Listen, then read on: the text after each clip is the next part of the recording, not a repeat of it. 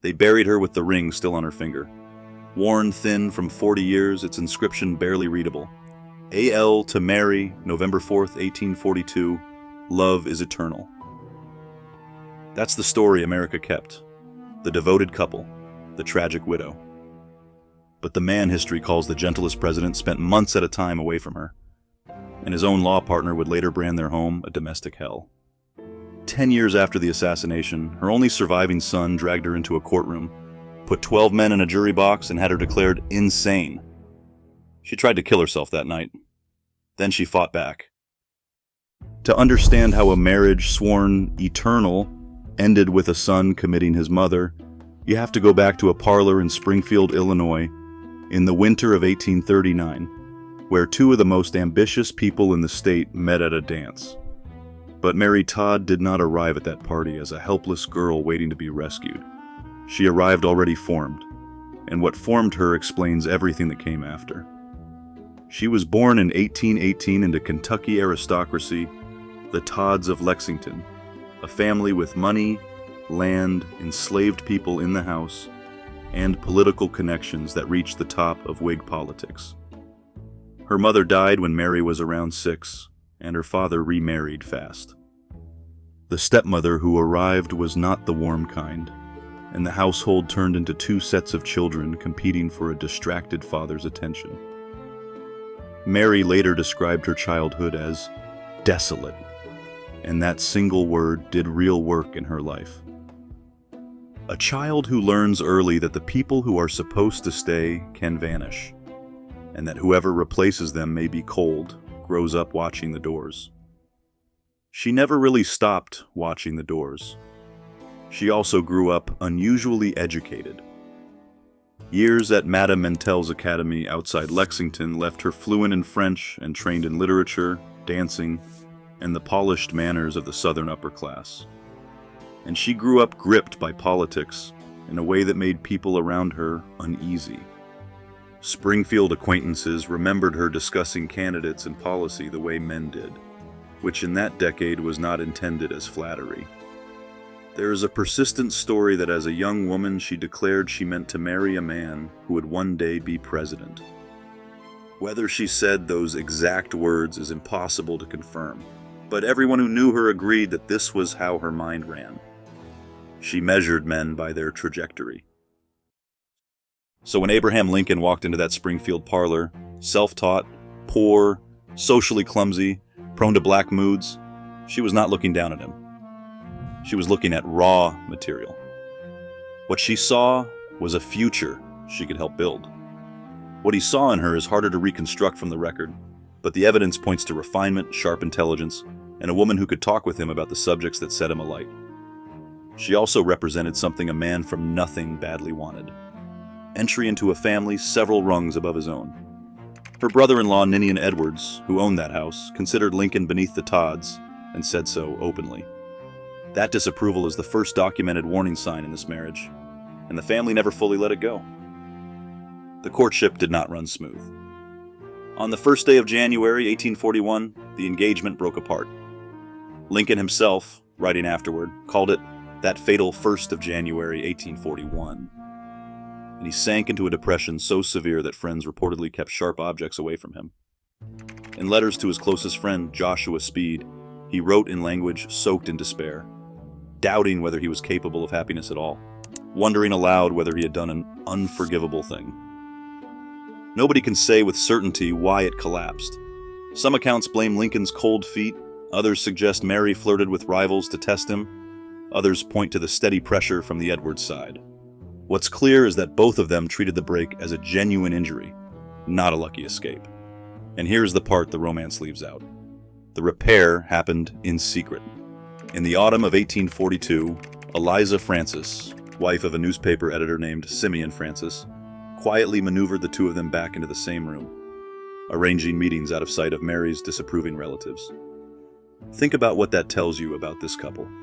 They reconciled the way you'd handle a delicate political negotiation through a trusted intermediary, off the record, managing the optics, even in private. That instinct to control who saw what ran through both of them their entire lives. The wedding sealed the point. On November 4th, 1842, they married in the front parlor of the Edwards home. The same relatives who thought Lincoln unworthy now hosting the ceremony because Mary was of age and had decided. But look at how it actually happened. The guests received roughly a single day's notice. About 30 people attended. Lincoln reportedly asked his friend James Matheny to serve as best man only on the morning of the wedding itself. Mary's own father did not come. There's a famous line attached to the day that when someone asked Lincoln where he was headed, he answered, "To hell, I suppose. Handle that one with tongs." It surfaced in later recollection rather than in any document from the time, and it fits the miserable marriage legend so neatly that you should distrust how clean it is. But even if you throw the quote out entirely, the shape of the day remains. A Todd heiress married in a rushed, improvised ceremony that her own father skipped. Then came the reality of what she had actually chosen. The refined Kentucky aristocrat moved into a rented room at the Globe Tavern in Springfield. $8 a week. She had married potential, and potential does not furnish a house. For a woman raised with servants and social rank, this was a real fall, and she absorbed it because she believed in the direction the marriage was pointed. Their first son, Robert, was born there in that tavern in 1843. The gap between where Mary came from and where she now lived was enormous, and she swallowed it. The system she had married into was not a domineering father-in-law or a hovering mother-in-law. It was something lonelier and harder to name. Lincoln was a circuit-riding lawyer, which meant that for large stretches of every year, he simply was not there. Not gone for a weekend, gone for weeks, sometimes months at a time, twice a year, riding the 8th Judicial Circuit across central Illinois, while Mary stayed behind managing the household and, soon, a growing brood of boys, largely on her own. This is the quiet machine underneath the whole marriage, and it gets erased by the word devoted. A devoted couple who are physically together maybe half the year is a specific kind of couple. She ran the home. She raised the children. She managed the money and the servants and the anxiety. And she waited. Some of her later fearfulness, her terror of storms and of being alone, took root in those long, solitary stretches in a half-empty house. And the man who would eventually define that marriage to the entire world was a man Mary pushed out of her home. William Herndon was Lincoln's junior law partner, and she could not tolerate him. He was rarely welcome in the Lincoln house. He knew exactly why, and he never forgave it. Keep Herndon in view. After Lincoln's death, he became the single most influential source for the doomed marriage story, and he is a hostile witness carrying a personal grudge who did much of his collecting years after the fact. That distinction shapes almost everything the public later believed about this couple. For all the absence, there was real partnership woven through it. They shared political ambition completely, in a way most 19th century marriages did not. Mary read, strategized, and pushed Lincoln forward when his own confidence sagged. Contemporaries noticed that she was genuinely engaged in his career rather than merely enduring it. And when tragedy struck, it struck them together. Their second son, Eddie, died in early 1850, not yet 4 years old, and the grief was shared and severe. Loss like that can bind people before it breaks them, and for a time, it bound them. This was not two strangers sharing an address. It was two people chasing the same enormous goal while burying their children along the way. That combination, real love, real ambition, real and repeated loss, is what makes the marriage impossible to flatten into either a fairy tale or a horror story. By the time Lincoln won the presidency in 1860 and the family moved to Washington, Mary had spent nearly 20 years learning which of her humiliations had to stay private. In the White House, that hard-won skill collapsed. Congress appropriated $20,000 to refurbish the executive mansion, a generous sum. Mary blew through it and past it, ordering French wallpaper, imported china, carpets and drapery, spending money the country did not want spent while young men were dying in the field. Then she tried to hide the overrun, reportedly scheming to conceal or shuffle the bills rather than confess to her husband. Benjamin French, the Commissioner of Public Buildings, left records of the resulting mess. When Lincoln learned how far she'd gone, he was reportedly furious. saying it would stink in the nostrils of the American people that he had spent thousands on flub dubs for the house while soldiers went without blankets. The refurbishing she meant as a display of dignity became one more thing her husband had to manage around. But the deeper wound in Washington was political and personal at the same time. Mary was a Todd of Kentucky, and Kentucky was a border state torn down the middle. Several of her brothers and half-brothers fought for the Confederacy, and some of them died for it. The wife of the Union president had close blood on the enemy side, and the Capitol whispered that she was a spy, a traitor, a Southern sympathizer at the very heart of the war. She sat in the White House suspected of disloyalty to the cause her husband was destroying himself to win. According to a story that has circulated for generations, Lincoln appeared unannounced before a congressional committee to swear that no member of his household was in contact with the enemy. Historians debate whether that appearance happened as described, and you should note the doubt, but the suspicion itself was absolutely real. It was national, and there was no private room she could retreat into to escape it. Her grief and her heritage had both become public property. Then Willie died, and the marriage never fully recovered. February 1862 in the White House, of typhoid fever, 11 years old, the son both parents considered the brightest and most like his father.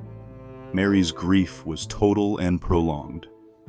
And here is the scene that later shaped how the world understood her mind.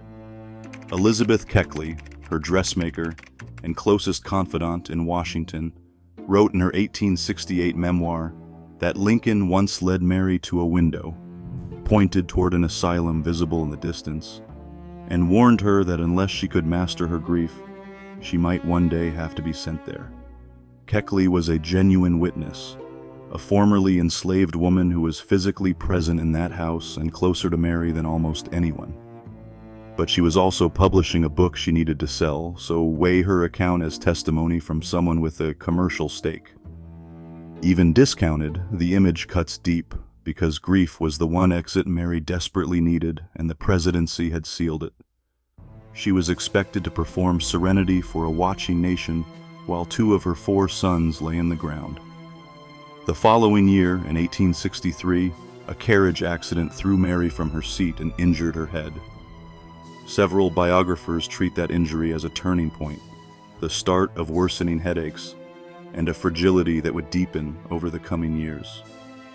The record cannot cleanly separate how much of her later instability came from that blow, how much from unrelenting grief, and how much from the ordinary breaking of a person asked to carry far more than any person should. But something in her was shifting, and the people closest to her saw it happening. And then, for one brief spring, it looked as though they might reach the far side of all of it. The war was ending.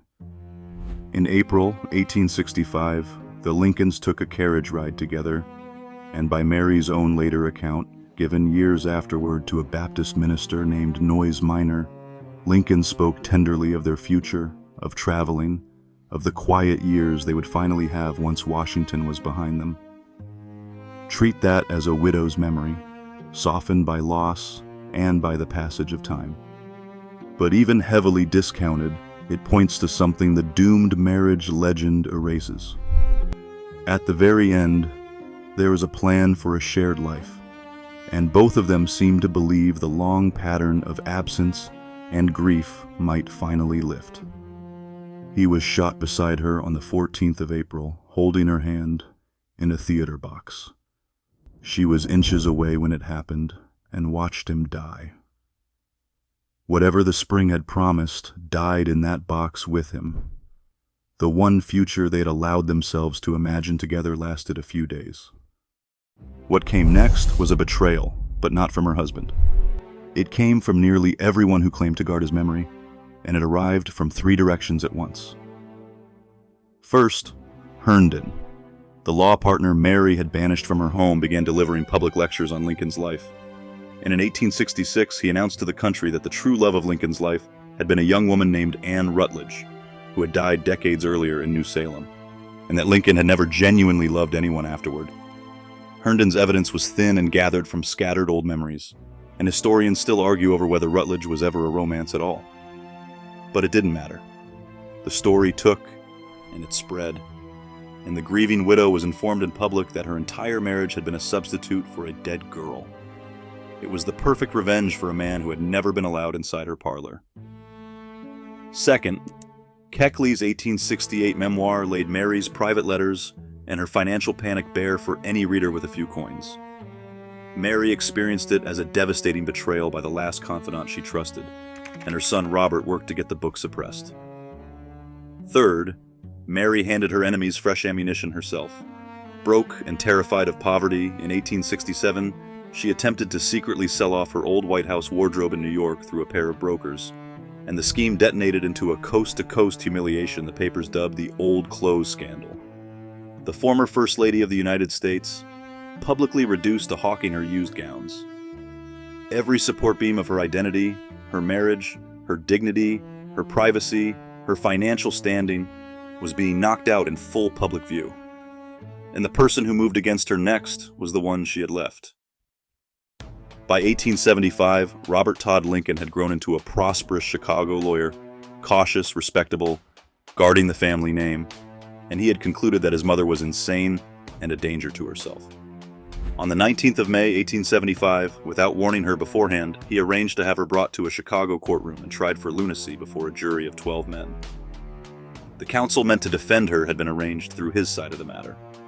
Witnesses testified about her spending, her paranoia, her fears, her wandering.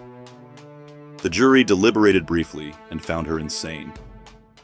According to the surviving record, that same night Mary attempted to end her own life, going to pharmacists for what she believed was a lethal dose, though at least one account holds that a suspicious druggist deliberately handed her something harmless. She was committed to Bellevue Place, a private sanitarium in Batavia, Illinois. This is the moment the woman everyone had written off as broken did the most extraordinary thing in her life. She refused to accept it. From inside the asylum, quietly and methodically, she ran a campaign to free herself.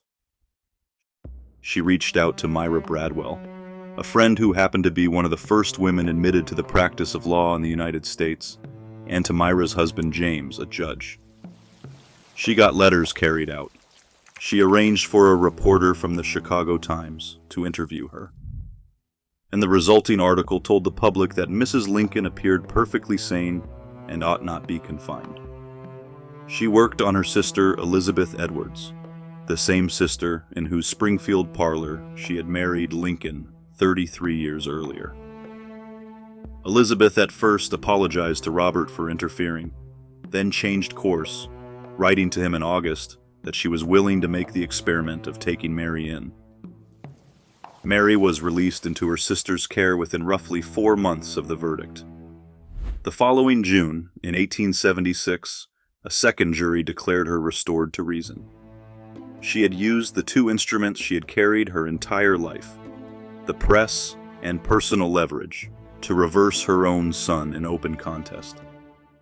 Then she wrote Robert a scorching demand for the return of the property and bonds he controlled, and she effectively cut him out of her life. The woman who had watched the exit since she was 6 then chose the largest exit available to her. She left the country. From 1876 to 1880, she lived in Pau, in the south of France, deliberate distance from the sun and the family machine that had tried to file her away, as mad. And years earlier, she had already shown she understood how power worked. In 1870, she had lobbied Congress directly and won herself a government pension of $3,000 a year, later raised in 1882.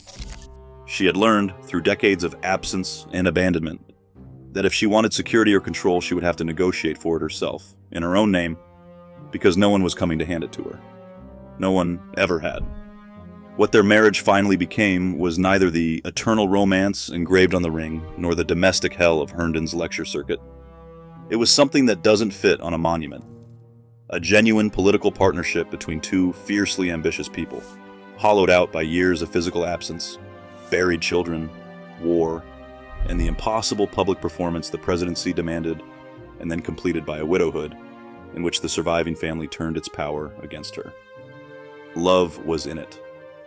So were ambition, resentment, dependence, real cooperation, and real cruelty, at different times and sometimes at once.